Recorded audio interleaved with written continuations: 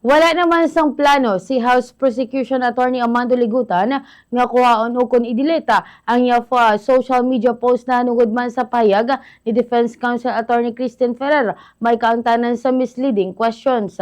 Ini kasunod man sa reaksyon ni Defense Counsel Attorney Sheila Sison nga inappropriate ang nangin aksyon ni Ligutan sa tunga sa impeachment trial bato kay Vice President Sara Duterte. Ginpayag ni Ligutan nga wala siya sang may ginpangalanan sa bisan sino siya post kag wala man siya sang may ginatumod nga isa ka particular nga tawo o kon sitwasyon. Dugang pa niya para sa iya wala sang rason nga kakson man niya ang iya nasambit nga post.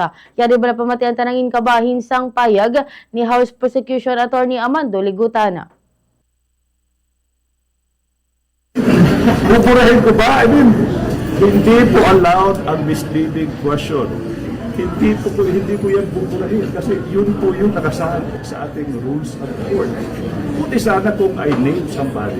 Buti sana if I said this is regarding this. Even that, no? Kung pwede pang i-argue na there's nothing wrong with that. Basahin nyo yung posts. So in other words, attorney, hindi subjudice sa'yo. Hindi subjudice. For me, hindi. The timing. Huh? The timing ng paglabas ng post. That's the problem. That's the problem. Like what I said, kung pwede ako mag-post anytime, 24 hours a day, I think that is part of my right as a human being.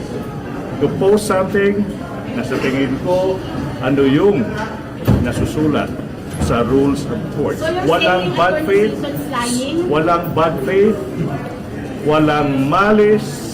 It's just like saying 1 + 1 = 2. At that particular time, inside an impeachment case.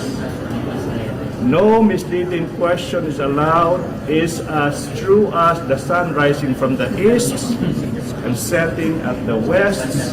1 + 1 = 2. There's nothing illegal about it. Pero attorney,